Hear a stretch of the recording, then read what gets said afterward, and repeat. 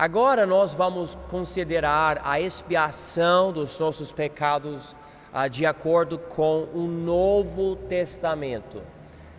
Nas outras duas aulas da semana anterior, lidamos com a expiação do pecado de uma forma temporária do Velho Testamento. Lembra? A palavra expiação quer dizer cobrir. Então você tem pecado exposto para os olhos de Deus, e Ele é santo, Ele é o juiz, Ele precisa julgar. Mas se tiver como cobrir os nossos pecados, Ele não vai julgar, porque você tem pecado coberto dos olhos dele. E a única maneira de fazer isso não é simplesmente esconder o pecado, não, mas precisa de sangue para o fogo da ira de Deus não consumir o pecador. Ou seja, em nosso lugar, alguém precisa morrer. E tem que ser alguém inocente. No Velho Testamento era um animal sem mácula, sem mancha, sem defeito. Daí, morrendo pela pessoa que estava sacrificando o animal, Deus aceitava em lugar como substituto, em lugar da pessoa. É só que isso não funciona muito bem. O sangue de um animal não vale o sangue de um ser humano, então Deus precisou de um substituto suficiente. Outro homem sem pecado. Então, isso nos leva para o Novo Testamento, porque enquanto o sistema dos sacrifícios de animais no templo e no tabernáculo do Velho Testamento trouxe uma expiação temporária, Jesus trouxe expiação completa, perfeita. Então, vai comigo aqui, por favor, para Hebreus 7. Versículo 25, Hebreus 7, 25 diz o seguinte: porque pode também salvar perfeitamente os que por ele se chegam a Deus, vivendo sempre para interceder por eles. E nós podemos marcar na Bíblia aqui a palavra perfeitamente. O livro de Hebreus é um livro maravilhoso. Quando eu estudei esse livro na faculdade bíblica, foi uma coisa muito especial para mim. E lida muito com o sistema sacerdotal do Velho Testamento, como esse sistema era uma sombra do nosso Salvador Jesus Cristo. E Ele, nosso Salvador Jesus, Ele pode salvar perfeitamente os que por Ele se chegam a Deus, vivendo sempre para interceder por eles. Então, em outras palavras, se você oferecer um animal, Deus pode temporariamente aceitar, dizendo, esse é um símbolo do Messias que vai chegar, porém, um dia, alguém vai chegar que realmente consegue tirar o pecado do meu povo. Então, é uma expiação permanente. Vamos então para Hebreus capítulo 10. Hebreus 10,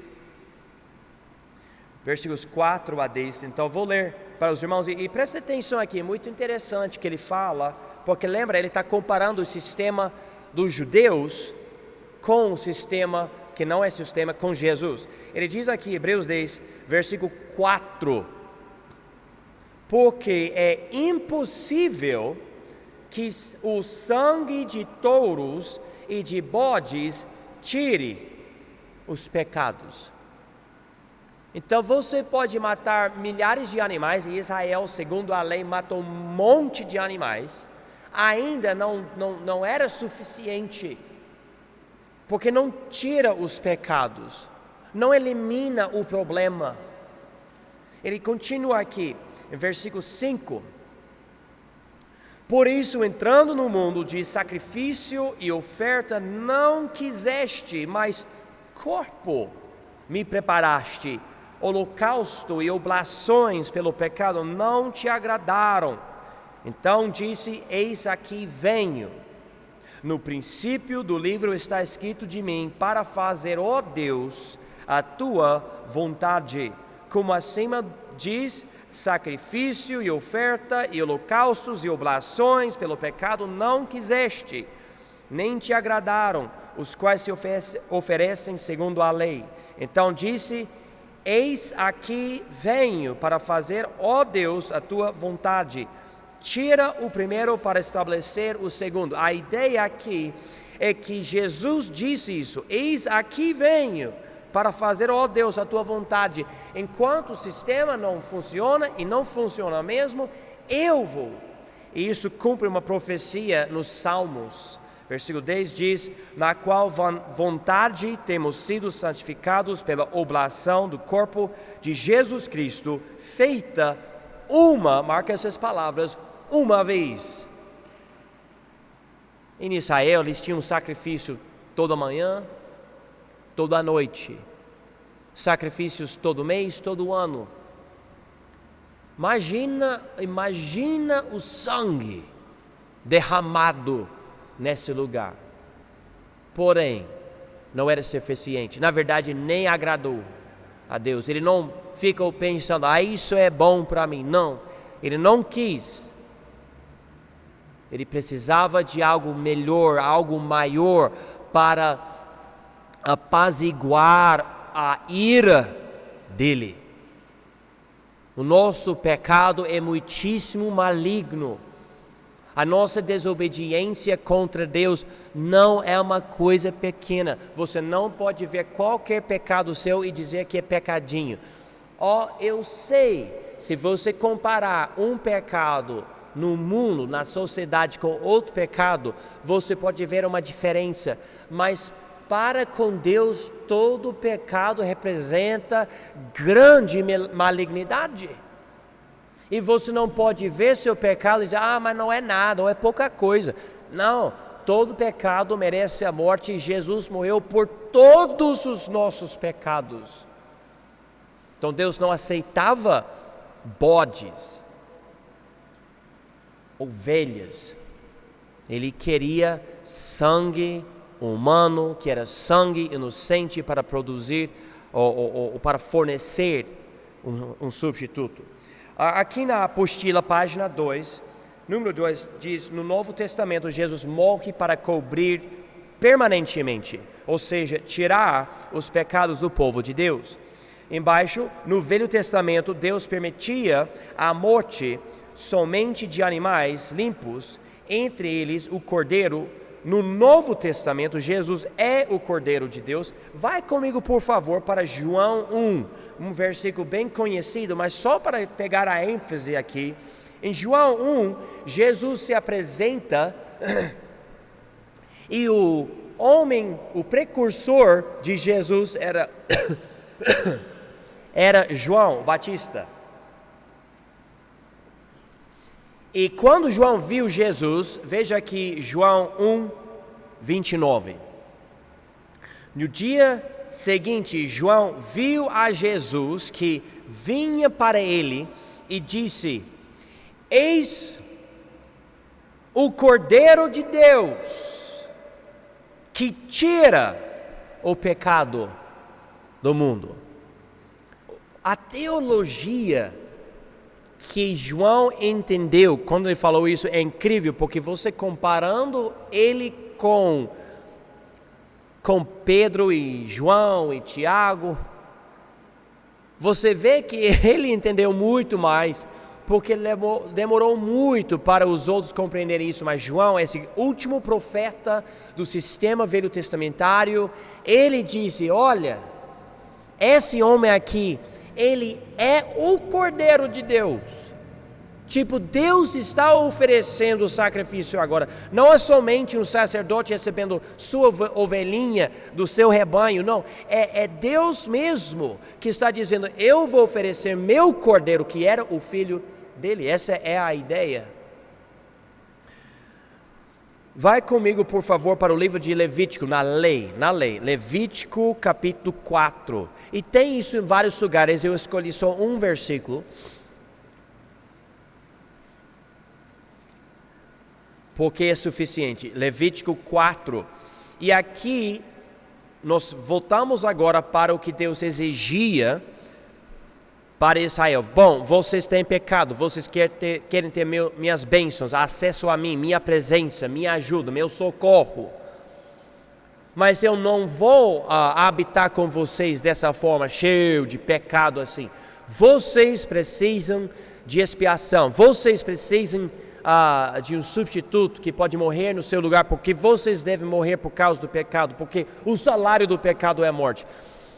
Então eu vou aceitar agora temporariamente esses animais. Os animais que vocês vão apresentar têm que ser estar sem mácula. Veja aqui, Levítico 4, 23. Ou se o pecado que cometeu lhe for notificado, então trará pela sua oferta um bode tirado das cabras, e marque essas palavras, macho sem defeito. Sem defeito. Claro, o bicho não tinha pecado, mas podia ter câncer, problema nos olhos, outra coisa. Achando, a pessoa fala, essa ovelha não presta, eu vou sacrificar. Deus dizia, não, você não vai sacrificar animal que não presta, você vai sacrificar seu cordeiro, o bode, o boi, seja que for, e vai ser sem defeito, vai ser um sacrifício mesmo. Então, por que Deus exigia isso? Porque era um símbolo de Jesus sem pecado. Vai comigo para Hebreus 4, agora voltando para o Novo Testamento, para ver o que Deus queria. Irmãos, o que estou ensinando agora é importantíssimo para o nosso entendimento. Tem tanta gente que acha que a salvação vem pelas obras, eu preciso fazer isso e aquilo. Na verdade, quando você compreende esse fundo e essa base, você para com essa ideia de ter boas obras, você percebe, eu preciso de um substituto sem pecado, porque eu não consigo apagar os meus pecados. Então aqui, Hebreus 4,15, falando de Jesus, diz o seguinte, porque não temos um sumo sacerdote que não possa compadecer-se das nossas fraquezas, porém que, como nós, em tudo foi tentado, mas sem pecado, ou seja, sem defeito, sem mácula, sem mancha, perfeito, Jesus Cristo. Agora vamos para 1 Pedro, capítulo 1, para enfatizar um pouco mais isso no Novo Testamento. 1 Pedro, capítulo 1, versículo 18, sabendo que não foi com coisas corruptíveis como prata ou ouro que fostes resgatados da vossa vã maneira de viver, que por tradição recebestes dos vossos pais, mas com, olha aqui, o precioso sangue de Cristo, como de um cordeiro imaculado e incontaminado. Essa é a ênfase. Alguém pergunta, por que você acredita que você é salvo? Porque meu Salvador que morreu por mim não tinha pecado. Não que eu não tenho pecado, ele não tem pecado. Vocês estão entendendo? Eu acho que vocês estão entendendo. Essa doutrina é essencial. Jesus morreu sem pecado. Não que um dia eu vou conseguir morrer sem pecado. Não, eu vou morrer com pecado. Eu sou pecador. Ele tira os meus pecados como sacrifício sem pecado. Para os que não têm a expiação fornecida por Jesus, hoje há ainda fogo esperando-os. Jesus fala do fogo do inferno. Então, lembra, no Velho Testamento a gente já viu isso, fogo caía por cima dos sacrifícios, nem sempre, só algumas vezes para Deus mostrar que Ele estava aceitando o sacrifício. Eles precisavam manter fogo dentro do tabernáculo e do templo, mas aqui no livro de Lucas 16, versículo 23, diz o seguinte: E no inferno ergueu os olhos, estando em tormentos, e viu ao longe Abraão e Lázaro no seu seio. Então, aparentemente, o fogo que está consumindo o sacrifício no Velho Testamento está ao mesmo tempo representando o fogo da ira de Deus que vai eternamente atormentar os pecadores que não têm a expiação.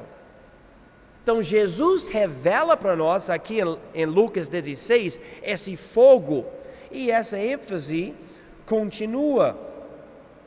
Pedro diz que um dia Deus vai consumir o mundo com fogo. Não vou ler essa passagem, mas é muito interessante. Em 2 Pedro, capítulo 3, que aparentemente o dilúvio que aconteceu com água um monte de anos atrás não vai acontecer de novo, porém, Deus ainda vai destruir a terra por causa do pecado, mas será por fogo. Até os elementos, ele diz que ele vai queimar.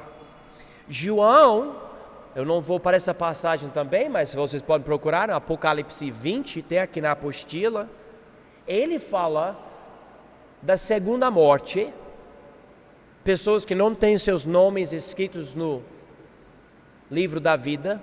Alguém me diga, quero saber quem entende, quem lembra. Quando a Bíblia fala sobre a segunda morte, está falando do quê? O inferno, mais específico do que o inferno, porque até o inferno é jogado ou lançado nesse lugar. Lago de fogo, exatamente. Novamente, qual é a palavra enfatizada? Fogo. Fogo. Então, quando você pensa sobre o lago de fogo, você pensa sobre o inferno, o que é o combustível desse fogo é a própria ira de Deus, que é ira eterna contra o pecado. Ele não vai aceitar o pecado, ele nunca vai aceitar esse pecado, e ele manda fogo para consumir o sacrifício, não simplesmente dizendo eu aceito esse bode, ou boi, ou cordeiro, não, dizendo eu sou sempre contra o pecado.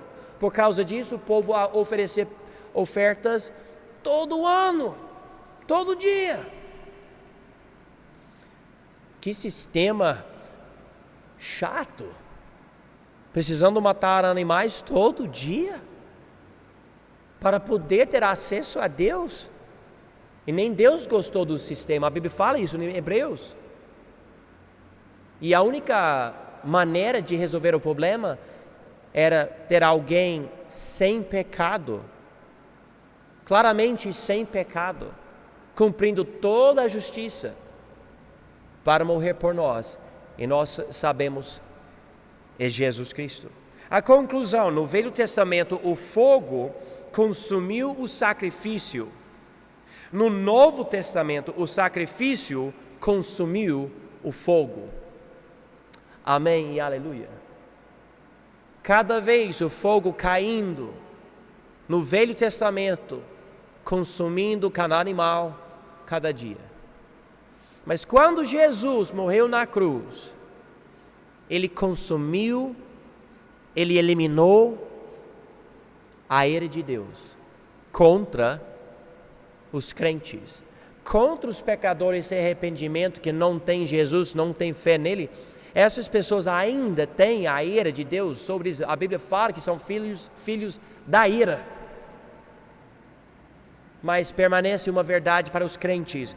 No Velho Testamento, o fogo consumiu o sacrifício. No Novo Testamento, o sacrifício consumiu o fogo. Vocês devem marcar isso na sua apostila, escrever em algum lugar da sua Bíblia, marcar na sua cabeça, guardar no seu coração, porque é uma verdade importantíssima para nós. Deus sempre terá ira contra o pecado. Quando dizemos que o sacrifício consumiu fogo, queremos dizer que não há mais ira contra os que recebem Jesus, porque a ira foi colocada nele na cruz. Agora que estamos considerando essa expiação, nós chegamos na terceira página da apostila e temos aqui os 7 elementos bíblicos da expiação. Muita coisa aqui, coisa boa, coisa profunda, que precisamos considerar, porque a salvação tem muitos aspectos. Então, deixe-me ler esse primeiro parágrafo aqui, letra B, página 3 da apostila. Qualquer consideração completa da expiação bíblica precisa incluir esses 7 elementos. E quando alguém ignora esses, acaba adotando heresia. Com esses elementos se compreende que Jesus morreu no lugar do pecador, como se fosse o pecador, para que Deus pudesse livrar o pecador da condenação. Deixe-me ilustrar isso um pouco. Anos atrás, um autor da Inglaterra escreveu uns livros chamados As Crônicas da Nárnia. Quem já ouviu isso? As Crônicas da Nárnia. Tem até filmes sobre isso. E ele é considerado um dos apologistas cristãos mais importantes do século XX. E quando você presta atenção na história dele, parece que ele está ensinando uma forma da expiação que é heresia. E ele enfatiza algo nessa história. A Disney fez os filmes, só para você ter uma ideia da influência desse homem. A Disney. E esse homem, C.S. Lewis, o nome dele, ele tem uma parte na história que Deus, ou Jesus, faz um negócio. Alguém traiu Jesus e existia a necessidade de pagar, não Deus pela dívida, mas pagar Satanás, que era uma bruxa branca na história.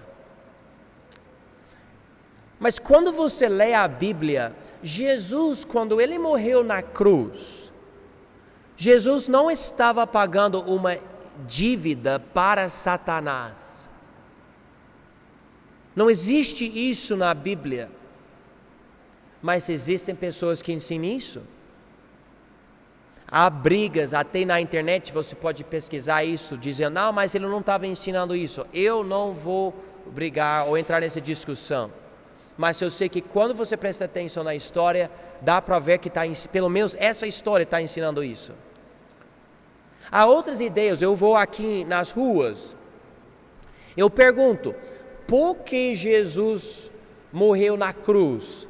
E tem gente que fala, ele morreu na cruz para ser o exemplo de amor para nós. E se a gente seguir esse exemplo, nós vamos ser salvos também. Novamente, com tudo que a Bíblia fala no livro de Hebreus, fica óbvio, é muito mais profundo do que mero exemplo. Jesus não morreu somente para ser exemplo.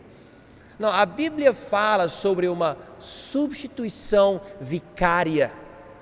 Ou seja, eu preciso morrer, eu mereço a morte, eu sou digno de morte por causa do meu pecado. Mas ele, sem pecado, aceito pelo Pai, o amado de Deus, ele morreu em meu lugar. Ele não precisava. Ele tinha o poder na cruz, com pregos nas mãos e nos pés, de mandar fora das mãos dele os pregos e dos pés, tirar a coroa Ele tinha todo o poder e toda a autoridade e todo o direito para descer da cruz e falar para a humanidade: vocês são tão horríveis, tão malignos, vocês não merecem esse sacrifício. Mas ele não fez isso. Ele decidiu permanecer na cruz até a morte.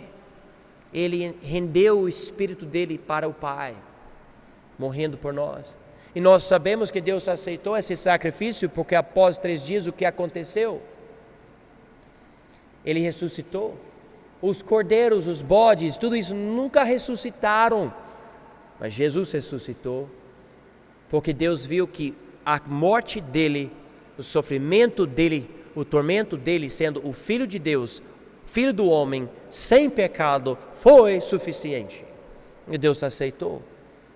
E agora a salvação vem por isso. E eu não sei o que vocês pensam quando vocês imaginam Jesus na cruz, o Filho de Deus, o que estava passando na cabeça dele, o que estava acontecendo com o Pai e o Espírito, o Filho e o Espírito, e com o povo naquele dia tão marcante na história do mundo, que até o nosso calendário aponta para ele. Mas vamos considerar uns aspectos, eu já enfatizei alguns, dessa expiação, acho que vai ajudar. Primeiro, aqui na apostila, substituição.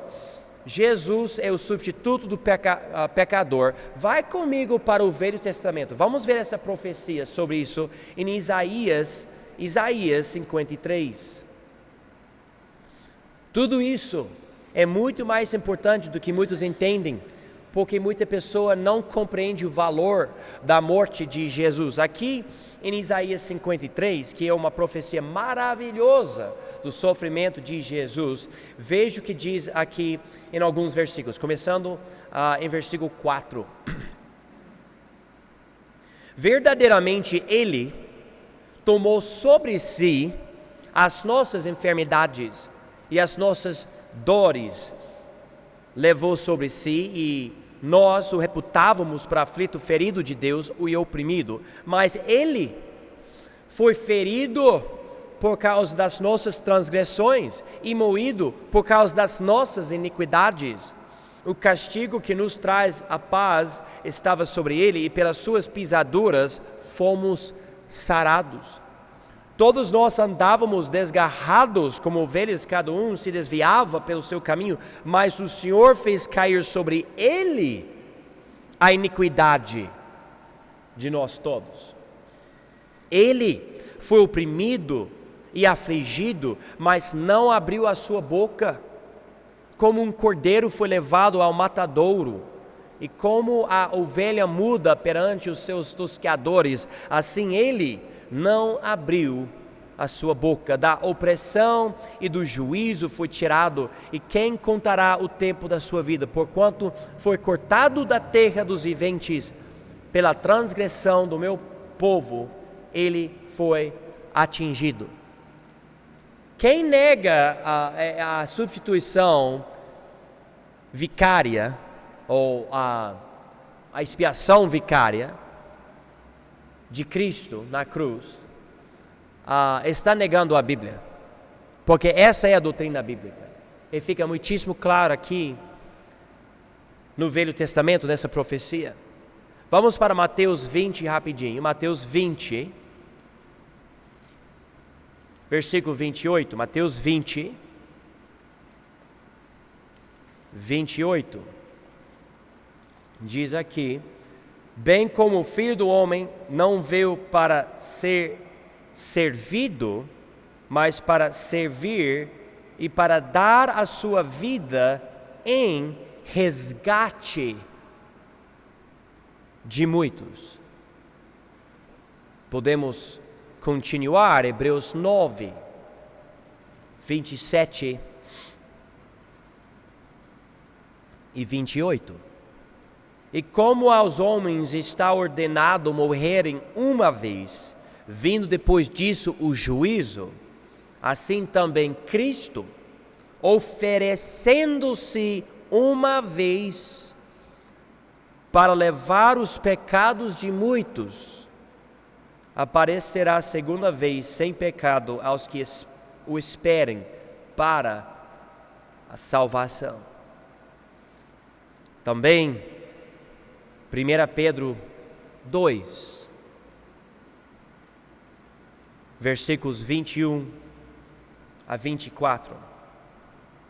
1 Pedro 2, 21. Porque para isto sois chamados, pois também Cristo padeceu por nós, deixando-nos o exemplo para que sigais as suas pisadas, o qual não cometeu pecado, nem na sua boca se achou engano, o qual, quando injuriavam, não injuriava, e quando padecia, não ameaçava, mas entregava-se àquela que julga justamente, levando Ele mesmo em seu corpo os nossos pecados sobre o madeiro, para que, mortos para os pecados, pudéssemos viver para a justiça, e pelas suas feridas fostes sarados. Mesma ênfase. Então, pegando isso, nós vemos o fato histórico, a explicação básica. Agora vamos ver a teologia atrás disso. Vamos para 2 Coríntios capítulo 5. Eu gosto muito dessa passagem. 2 Coríntios 5, versículo 21. Aquele que não conheceu pecado, o fez pecado por nós, para que nele fôssemos feitos justiça de Deus. Então, nós, nesse ato divino aqui, nós passamos o nosso pecado para Jesus. Na verdade, segundo 2 Coríntios 5, 21, Ele se tornou o nosso pecado. Ele é nosso palavrão, raiva desnecessária, fornicação, vícios, etc. Jesus se tornou isso. Deus punou Jesus como se ele fosse fornicação, como se ele fosse cigarro, como se ele fosse, sei lá, você pode falar de muita palavra, muito pecado. E ele passou a justiça dele para nós. Eu sou os milagres dele. Eu sou a justiça dele. Eu sou as boas obras dele. Mas como?